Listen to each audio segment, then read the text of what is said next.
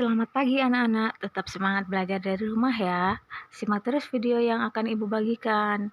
Semoga kita semua dalam keadaan sehat selalu. Jangan lupa kali ini kita akan membahas tentang gerak benda dan hukum Newton. Di antaranya konsep gerak, gerak lurus, jarak, perpindahan, kelajuan, dan kecepatan.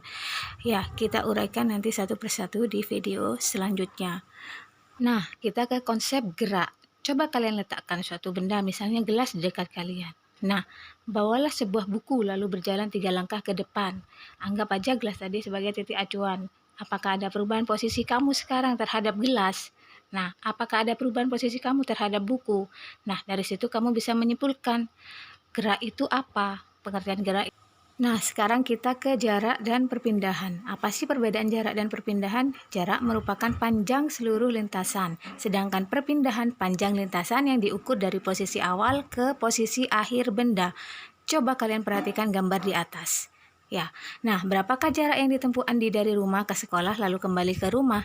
Ya, jaraknya 4 km karena dari rumah ke sekolah jaraknya 2 km. Nah, setelah kalian paham tentang perbedaan jarak dan perpindahan, sekarang kita ke kelajuan dan kecepatan. Kelajuan merupakan jarak yang ditempuh oleh benda setiap satuan waktu.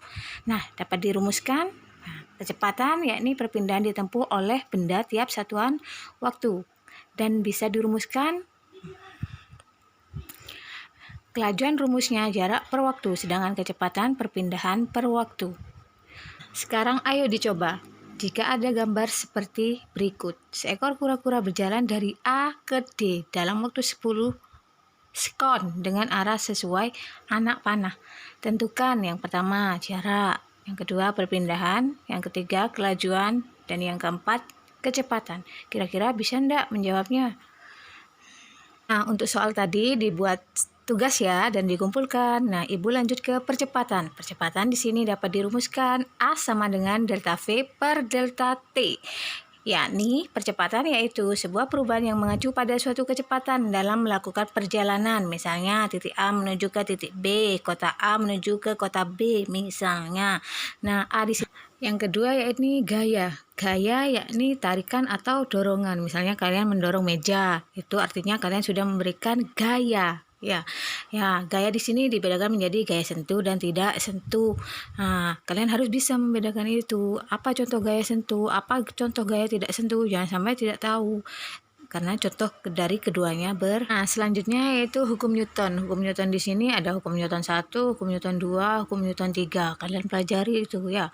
Bedanya hukum Newton 1 apa, hukum Newton 2 apa, hukum Newton 3 apa. Nah, jika hukum Newton 1, resultan gaya yang bekerja pada suatu benda sama dengan 0. Hukum Newton 2 seperti apa, hukum Newton 3 seperti apa. Nah, kalian pelajari, dibaca. Jika tidak mengerti ditanyakan ke gurunya nanti ketika mengumpulkan tugas. Nah, Ibu akan memberikan satu contoh soal. Mirza bersepeda dari rumah ke rumah nenek yang berjarak sekitar 30 km dengan waktu 3 jam di perjalanan. Hitunglah kecepatan rata-ratanya. Berarti yang diketahui apa?